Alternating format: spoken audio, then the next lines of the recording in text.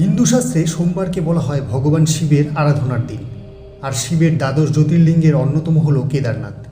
কি রয়েছে এই মন্দিরে, যার টানে দূর দূরান্ত থেকে ছুটে আসেন ভক্তরা?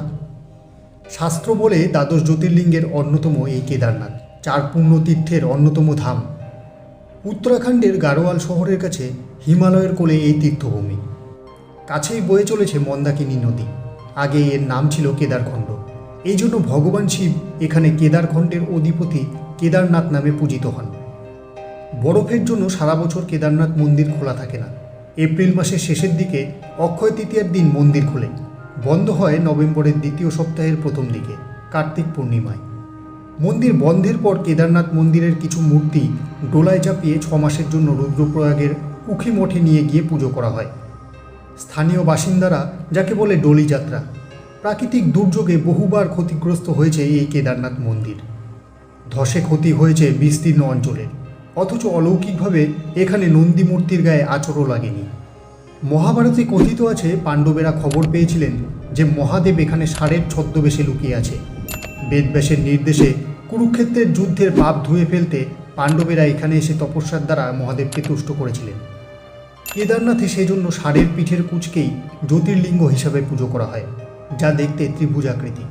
আদি শঙ্করাচার্য এখানে মন্দির সংস্কারের কাজ করিয়েছিলেন বলে জানা যায়। এখানকার প্রধান পুরোহিতকে বলা হয় রাওয়াল। তিনি বৈষ্ণব সম্প্রদায়ের। কথিত আছে ভগবান বিষ্ণুর অবতার নরনারায়ণ তাদের তপস্যায় ভগবান শিবকে সন্তুষ্ট করেছিলেন। তাদের প্রার্থনা অনুযায়ী ভক্তদের আশীর্বাদ দিতে ভগবান শিব এখানে জ্যোতির্লিঙ্গ হিসাবে বসবাস শুরু করেন। রাওয়াল মন্দিরের ভেতরে কোনো আচার অনুষ্ঠান করেন না, তার নির্দেশে যাবতীয় কাজ করেন সহকারীরা। বিনায়ক চতুর্দশী এবং দীপাবলিতে এখানে খুব জাঁকজমক করে উৎসব করা হয়। শ্রাবণ মাসের রাখি পূর্ণিমার ঠিক আগের দিন হয় অন্নকূট মেলা। ভক্তদের বিশ্বাস এখানে এলে মনের ইচ্ছা পূরণ হয়। সমুদ্র পৃষ্ঠ থেকে 3583 মিটার উঁচুতে অবস্থিত এই মন্দির। কেদারনাথ মন্দিরের উচ্চতা 85 ফুট, চওড়া 187 ফুট এবং মন্দিরটি তৈরি হয়েছে 6 ফুট উঁচু ভিতের ওপর। কেদারনাথ মন্দিরের কাছেই রয়েছে আগস্ত্য মুনি স্থল। কেদারনাথ তীর্থক্ষেত্রের কেদারনাথ পর্বত তীর্থযাত্রীদের অন্যতম আকর্ষণের জায়গা। এখানে সাদা বরফ আর নীল আকাশ মিশে একাকার হয়ে গিয়েছে। বলা হয় 3 চূড়া বিশিষ্ট এই পর্বতে নাকি স্বয়ং মহাদেব বাস করেন। পুণ্যার্থীদের বিশ্বাস কেদারনাথ মন্দির আসলে পঞ্চকেদারের অংশ, যার সবকটি গাড়োয়াল হিমালয়ের মধ্যে পড়ে।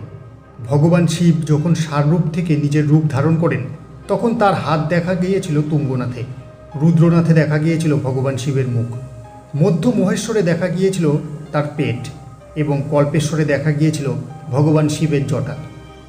তাহলে বন্ধু, এই ছিল কেদারনাথ মন্দিরের কিছু অজানা তথ্য। আমাদের আজকের ভিডিওটি ব্যাস এই পর্যন্তই। আমাদের আজকের এই উপস্থাপনা আপনার কেমন লাগলো সেটা নিচের কমেন্ট বক্সে কমেন্টস করে জানিয়ে দিন। আর ভিডিওটি ভালো লেগে থাকলে একটা লাইক করুন আর শেয়ার করে দিন আরও বন্ধুদের কাছে। তাহলে আরও একটি নতুন কাহিনী নিয়ে দেখা হবে পরবর্তী ভিডিওতে। তার আগে আপনারা অবশ্যই ভালো থাকবেন, সুস্থ থাকবেন। ধন্যবাদ।